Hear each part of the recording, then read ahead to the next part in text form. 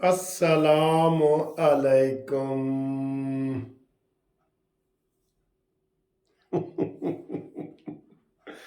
क्या हाल है दोस्तों? खैरियत है? ठीक ठाक है? खुश हैं? मज़े में हैं? ओए हाय हाय हाय हाय, बहुत मज़े बात। यार मुझे समझ नहीं आ रही कि मैं बात कहाँ से शुरू करें। खबरें होती हैं हमारे पास, बहुत होती हैं, आपको पता है।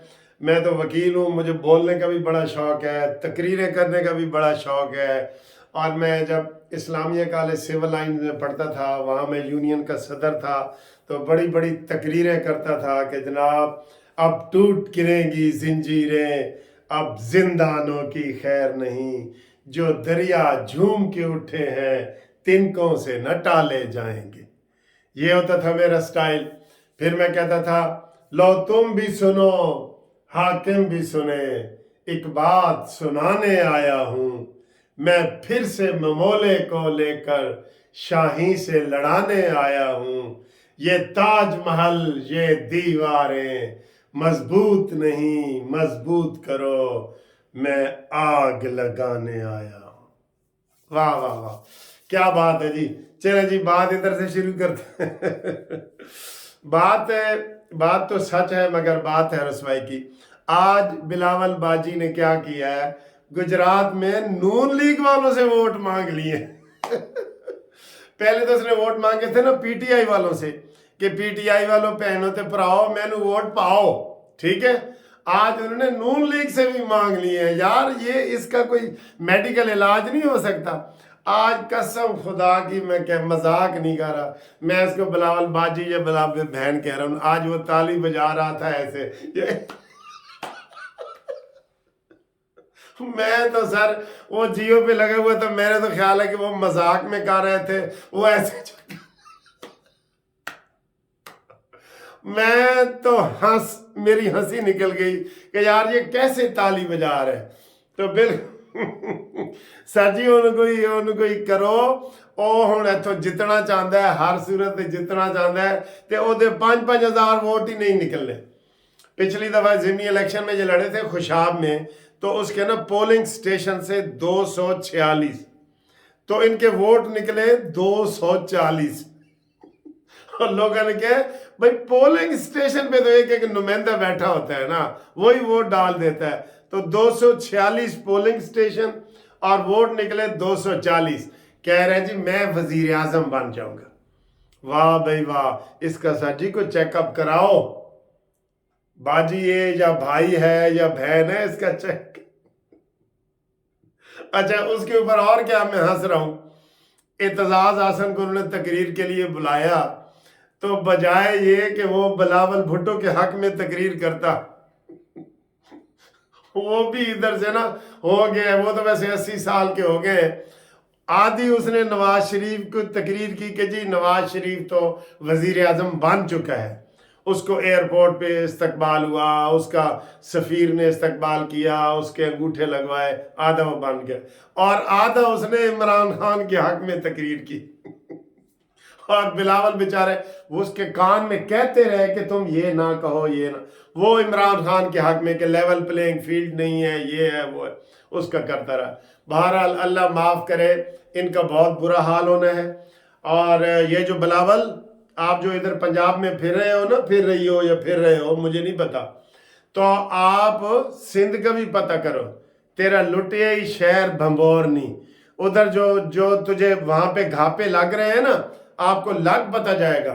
MQM ने वाज़ेह अक्सरियत हासिल कर ली है। उन्होंने सक्कर में, सिंध में, हैदराबाद में, हर जगह बड़े बड़े जलसों का वो कर रहे हैं, और वो रिकॉर्ड तोड़ जलसे हो रहे हैं, ठीक है। नून लीग उनके साथ है। हमने तो नून लीग को भी कहा था कि 2 जलसे उठे कर लवो, मुझे नुमाइंदा बना के भेज दो, मैं तुम्हारे जलसे कर देता हूँ। करो, बड़े जलसे करो। और जड़ा नवा बशीर मेमन बनाया ओनू कहो वो भी जलसे करो। बहरहाल एतजाज आसन ने आधी नवाज शरीफ के हक में तकरीर की है और आधी इमरान खान के हक में। उसको कान में कहते रहे ऐज ना कर, वो करता रहा। वो किसी की कहाँ सुनता है, पहले इनकी कहाँ सुनता है, ठीक है। ये बड़ी मजे की बात है। मरियम नवाज ने आज NA 119 में साजी जलूस निकाला है। آپ یقین کرو دیدنی ہے، دیدنی قابل دید. تو بڑا زبردست نکالا. انہوں نے کہا جی میں ادھر مستقل اپنا دفتر بناؤں گی 119 میں، اور مجھے پتہ ہے کہ یہاں پہ کیا مسائل ہیں کیا نہیں. میں گھر نہیں آ سکتی، لیکن میں پورے پاکستان میں بھی جا رہی ہوں، اور میں KPK بھی جا رہی ہوں. ساری دنیا میں میری وہ ڈیوٹی لگ گئی ہے پاکستان میں. تو میرے نمائندے لیکن آ رہے ہیں، وہ مجھے ویڈیو بنا کے ووٹ بھی مانگ رہے ہیں، ویڈیو بھی بھیج رہے ہیں. تو میں آپ کے ساتھ ہوں. بہت زبردست شاندار لوگوں نے استقبال کیا ہے. اور آپ کو پتہ ہے کہ ادھر جو مریم نواز صاحبہ وہاں گئی ہیں، انہوں نے مریم نواز کو سونے کے ہار پہنائے گئے ہیں. یہ ادھر کون سا جلسہ تھا، یہ پچھلا جلسہ، تو اس کے اوپر ان کو سونے کا بڑے بڑے ہار پہنائے گئے. مریم نواز سے اتنی لوگ محبت کر رہے ہیں، ماشاءاللہ ماشاءاللہ. وہ چاروں صوبوں کی آواز مریم نواز، مریم نواز. ٹھیک ہے نا سر جی، یہ ہے. اور پھر وہ بلاول نے کہا ہے کہ جناب کوئی سیاسی قیدی نہیں ہوگا. اس کا جواب شہباز شریف نے کہا ہے 13 سے لے کے 18 تک ایک سیاسی قیدی بھی ثابت کر دو. نواز شریف کے دور میں 13 سے لے کے 18 تک ایک سیاسی قیدی بھی نہیں ہے.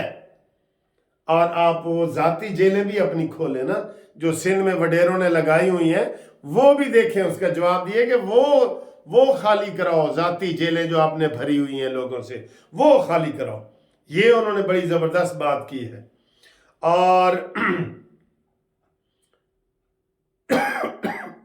مولانا فضل الرحمان نے کہا ہے کہ کوئی ذی روح شخص، کوئی عقل مند شخص پاکستان کو، ریاست کو، اپنے ملک کو نقصان نہیں پہنچا سکتا سوائے ایک فتنہ پارٹی کے.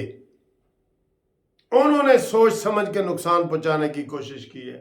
انہوں نے سوچ سمجھ کے پاک فوج کے اوپر حملے کیے ہیں، ریاست کے اوپر حملے کیے ہیں. اس لیے 8 فروری کو 9 مئی یاد کر لینا. آپ کا ضمیر گواہی دے گا کہ میں ووٹ کس کو ڈالوں. میں یقین سے کہہ رہا ہوں، آپ ٹھنڈے دل سے، کوئی میری بات بھی نہ سنے، کسی کی بھی نہ سنے. آپ 8 فروری کو جب ووٹ ڈالیں گے نا، تھوڑا سا ایسے 9 مئی کا وہ ڈال دینا.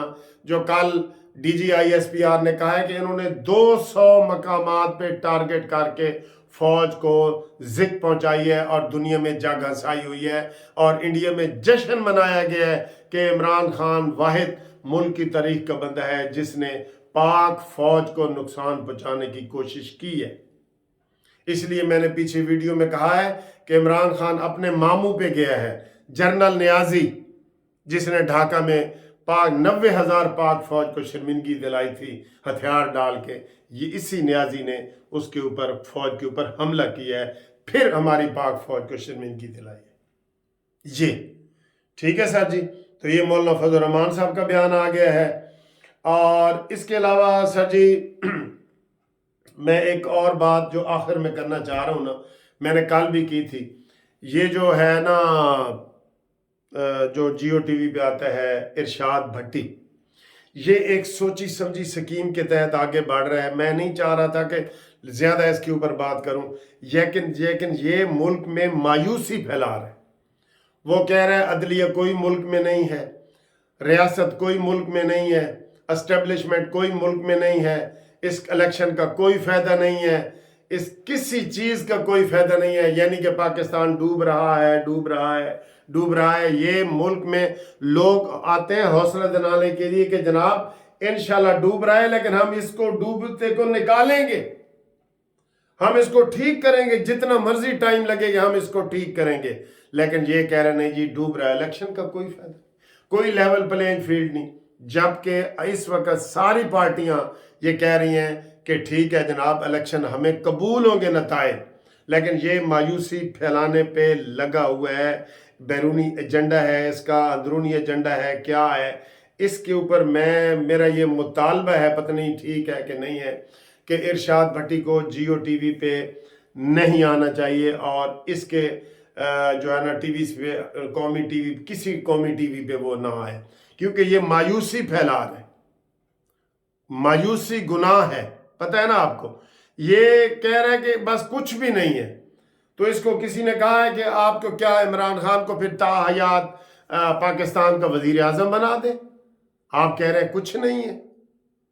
तो ये मेरा एक छोटा सा मुतालबा, अगर आप इसकी फेवर करते हैं तो ज़रूर कमेंट्स करें। इरशाद भट्टी के जितने भी कॉलम आ रहे हैं, जितने भी टीवी पे प्रोग्राम आ रहे हैं, उसके अपने चैनल पे आ रहे हैं, वो मायूसी से भरे हुए हैं। ये कोई सैडिस्ट और मायूस इंसान है जिसको कोई वो सावन के अंधे को हरा नजर आता है ना, ये वही है, मायूस बंदा है, मायूसी फैला रहा है, इसलिए इसके ऊपर पाबंदी होनी चाहिए।